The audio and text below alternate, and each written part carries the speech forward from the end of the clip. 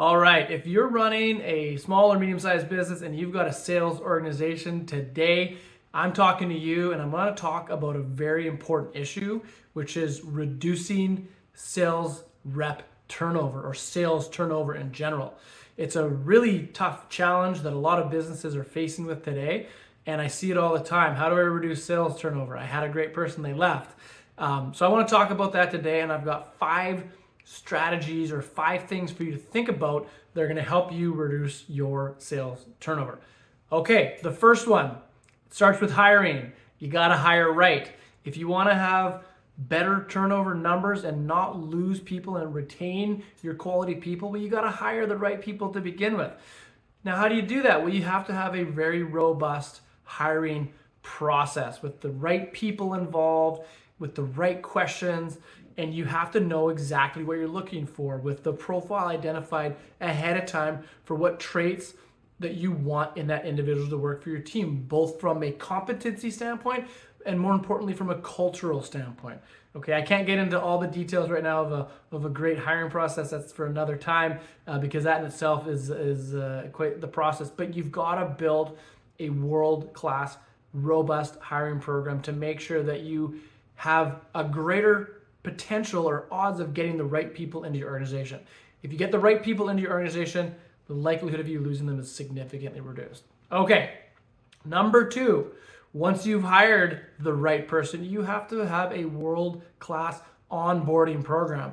Far too often when I work with my clients and different people out there in the world, I see that their onboarding process is lax. 1 week, 2 weeks. And not that the time necessarily matters, but there's just not a great onboarding process, right? You really want to look at your onboarding process and you want to make it a world-class experience for that A player that you just spent a lot of time recruiting for and hiring to make sure you got the right person. Now you got to deliver on what you promised in that interview process and provide a world-class onboarding program. It should be spelled out what needs to happen each week for however many weeks that needs to go on to ensure that when that person comes out of their initial training, they are highly motivated, highly trained to be successful and have all the tools in their tool belt that they need to go out and start winning business on your behalf.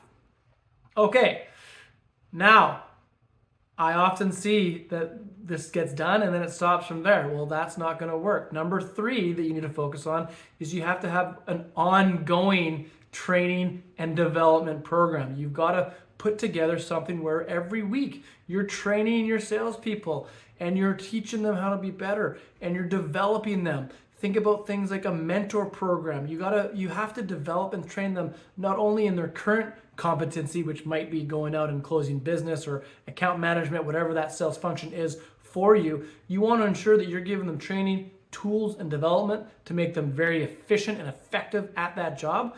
But in addition to that, you want to create development and training programs that are going to help them get to the next level, whatever that might be for that individual, whether it's a more senior sales role, perhaps it's a leadership role, whatever that case is, you need to create an ongoing leadership development, training, development program. Your people will really appreciate it, and they will attribute a lot of their learning and development to you and your organization, and in turn, that will build loyalty, more loyalty to your organization, which of course reduces overall turnover.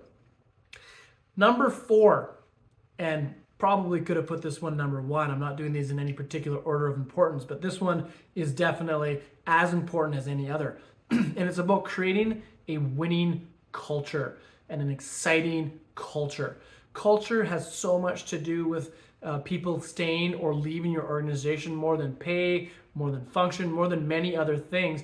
You've got to look at your culture and create a winning, positive culture that encourages honesty, encourages new ideas, encourages self-development, growth, that recognizes performance both from a inputs and activity standpoint, but also from a results standpoint, and make sure that that culture is the forefront of everything that you do. Because when you have a great culture, your people aren't going to want to leave it because they know they're not going to find it many other places. And having a great culture is one of those things that will give you a massive competitive advantage for finding your team and bringing on great talented people to help you grow your organization.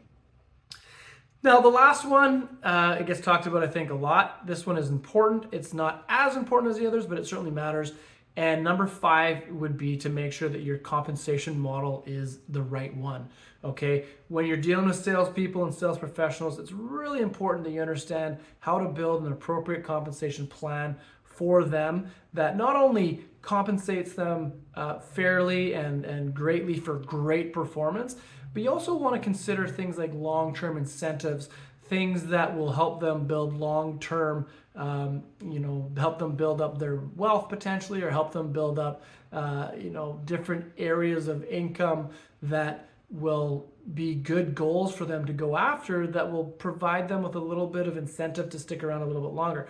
So thinking about your compensation plan, long-term incentives, different ways that you can help your people achieve their financial goals is obviously important. I put it 5th because it's certainly not the most important, but obviously if you do everything else right and you've got a really terrible compensation model, unfortunately you're going to struggle a little bit on that end as well. So hopefully those ideas help. I'd love to chat further with you about this. My calendar link is in the comments below.